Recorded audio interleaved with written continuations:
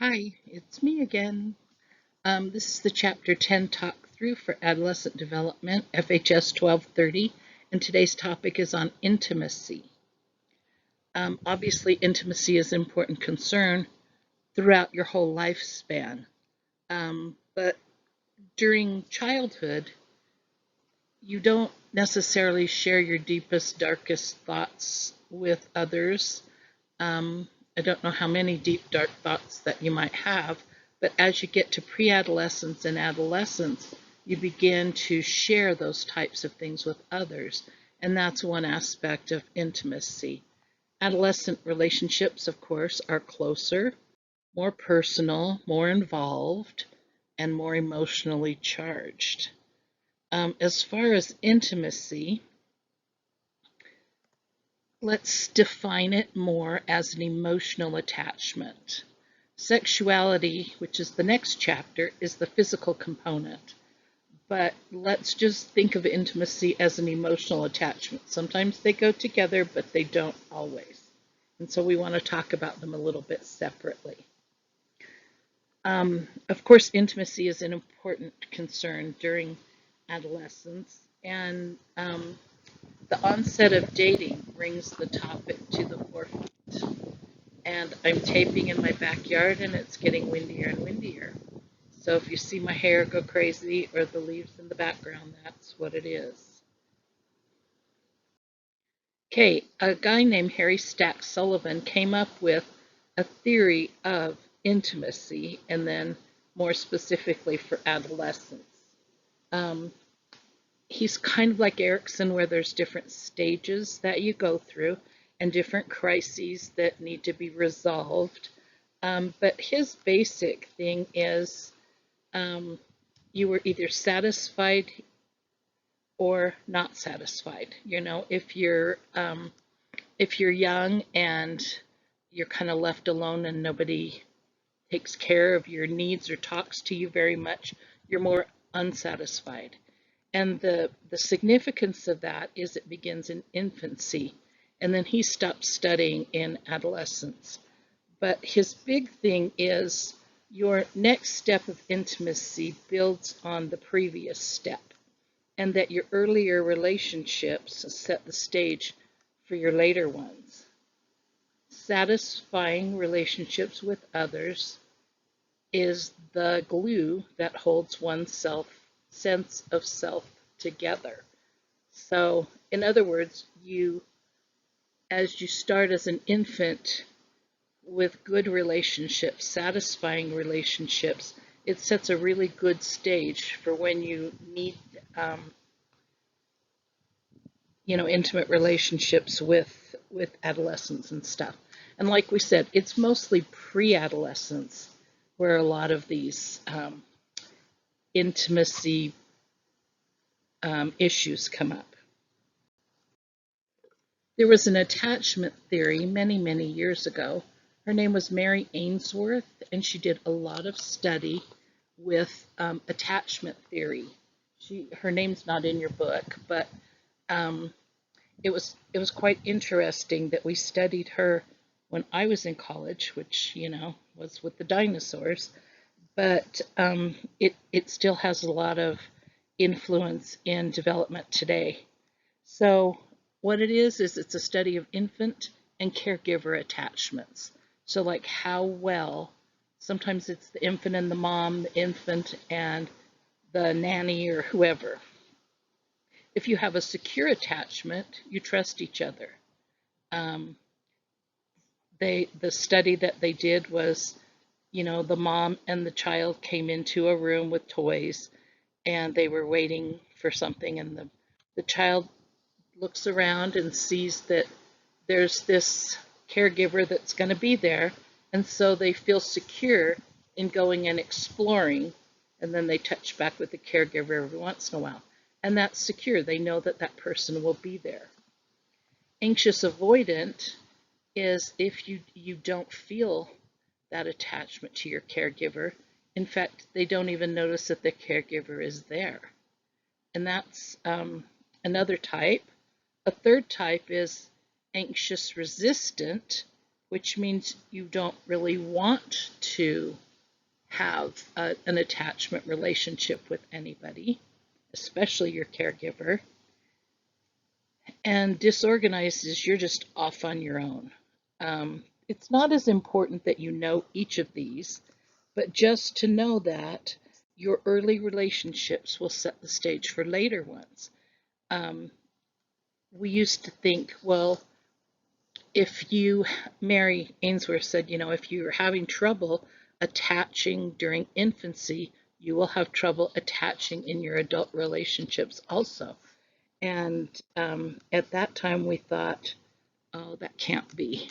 And they found that, yeah, it is true that those types of attachments, unless you go back and really work on fixing them, that's the type of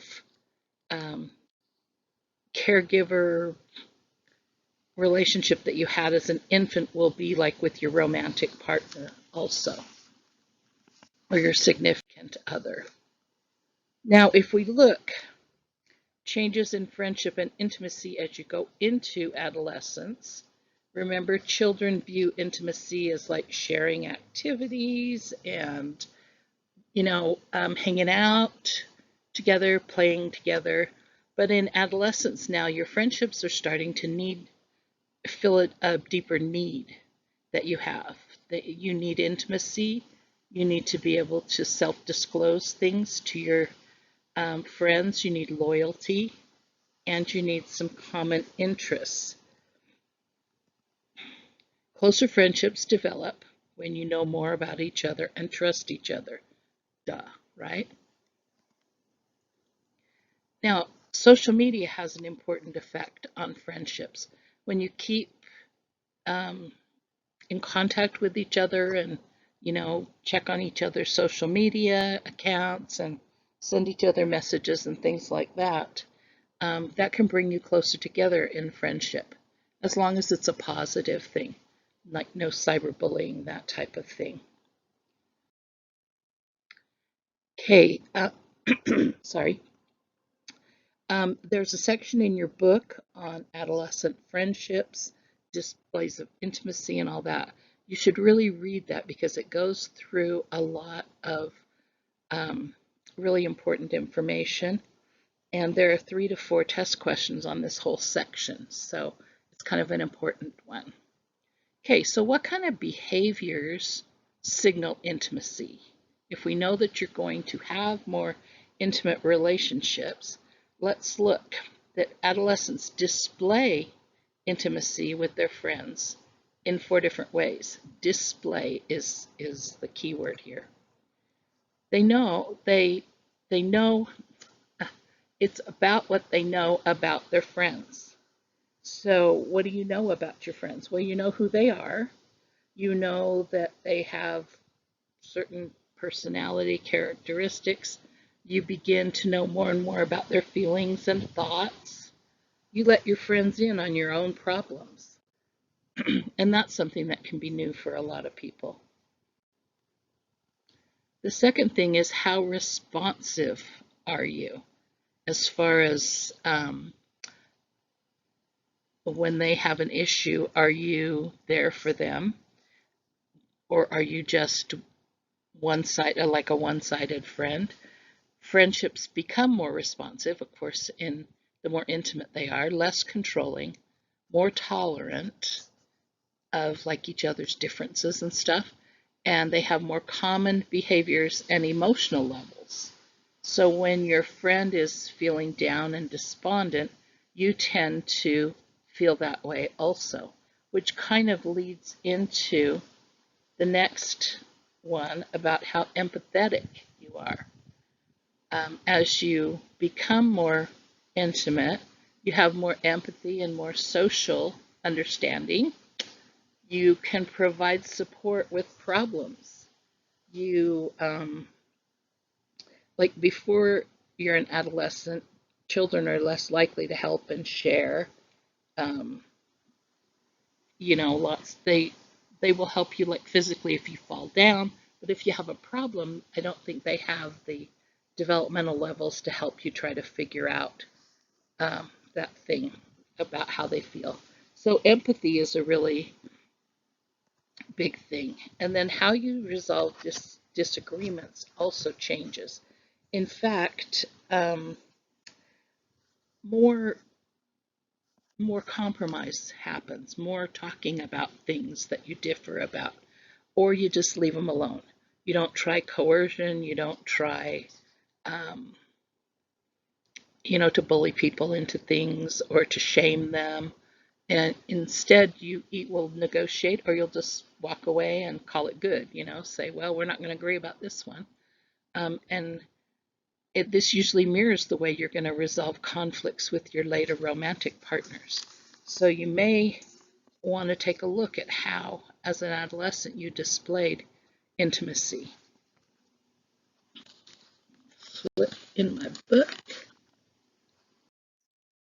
Okay, as far as friendship, you have same-sex friends and you have cross-sex friends, which I don't know vocabulary-wise what the proper way to talk about that are, but just think, are males or females more intimate when you're in same-sex friendships, like boys and girls and girls? Um, are they more intimate? Well, actually, they're probably about the same as far as knowledge of intimate information, but they talk about it in different ways. Girls will co-ruminate over and over and over about different things. Um, are cross-sex friendships any different? So if you think about friendships you had with the opposite gender, then it kind of depends. You share certain intimacies, but you don't have the co-rumination that girls tend to go through as much in a cross-sex friendship. It seems to be happening about the beginning of adolescence when you start to have both types of intimate friendships, not just hang out because you all three play the same sport or whatever. You just add in more friends. So you don't get rid of the friends you have when you develop cross-sex friendships, but you just add in more people. And that seems to be very healthy. Let's look at dating, which is kind of interesting. It's always interesting. Contemporary discussions, then, social scientists will think of dating and intimacy development as a combination of Sullivan's interpersonal theory, which we talked about earlier, the attachment theory, which we also talked about earlier, and ecological models. So remember, in Sullivan, there's a developmental progression in your intimacy. Remember, you start out as an infant and develop good interpersonal relations, and then they build on each other. The attachment theory comes from the idea that the differences that you have in your relationships come from your attachment to your caregiver as an infant. And the ecological perspective comes from the idea that you have to look at relationships within the social context, the culture and all that kind of stuff that you live in.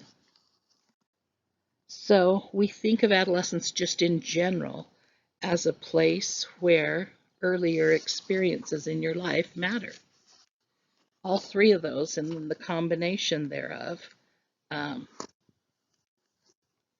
means experiences that you had before matter. Okay, let's look at dating relationships then.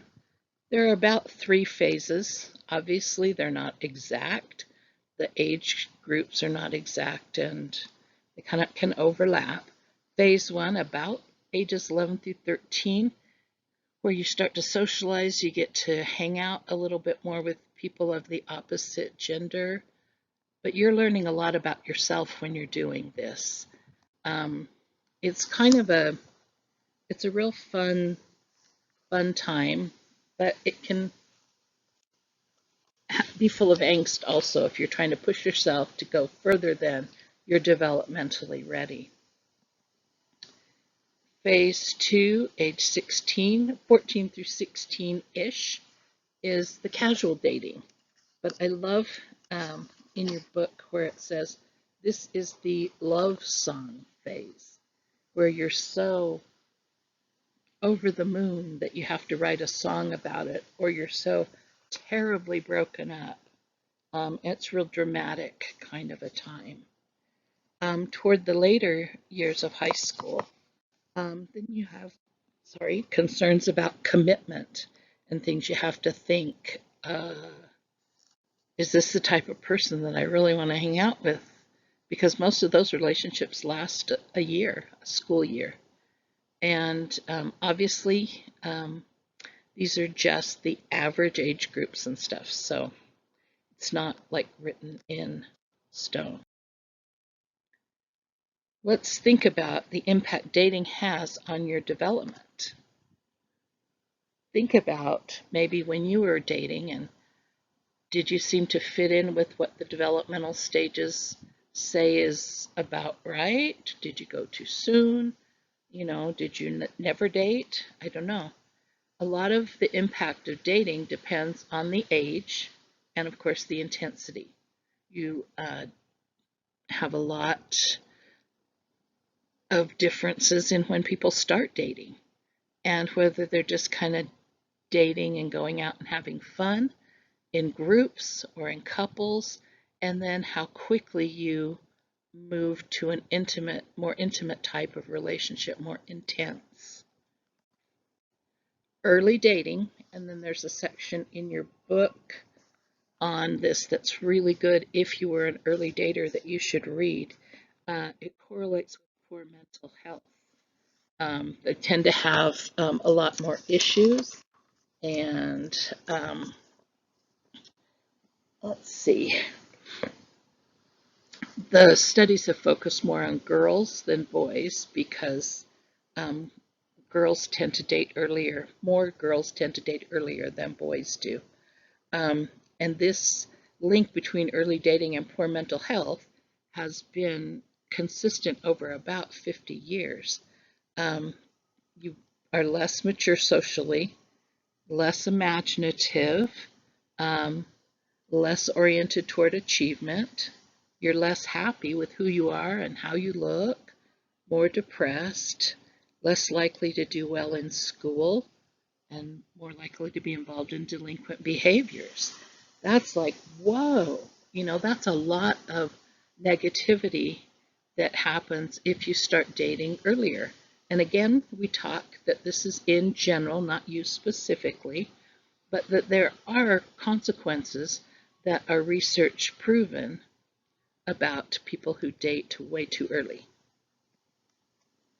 Late starters, the results on your mental health are still there, but they're not as intense, and it depends on why you're a late starter. If you're a late starter because you are culturally, because your culture doesn't date, then that's different than if you just can't find anybody, or if nobody asks you, or you just are not socially confident enough to go looking for things. So serious dating probably should be delayed until you're 15 or 16. And that's like serious couple dating. Other things, like group dating and more lighthearted dating are very appropriate before that. But as far as pairing up as couples and that type of thing, after age 15 is what has seemed to be best. And probably a difficult part to talk about is dating violence. How common is it? Think if you know people or can think about the actual statistics. It was kind of scary for me to know that 40 to 50% of teens are victims of either harassment, stalking, or violence. That's a lot. The interesting thing is it's often associated with drug use or alcohol. An interesting statistic is it's more common in rural areas, which are out in the country, minorities, people from single parent families, people from low socioeconomics, LGBTQ. And what do you think about adolescents who have witnessed conflict in their early life? Well, like we've talked about before, things that happen in your early life do have an effect on you. And adolescents who have witnessed a lot of conflict in their early life often have relationship difficulties with romantic partners. Probably they haven't had maybe the best examples or role models to look at.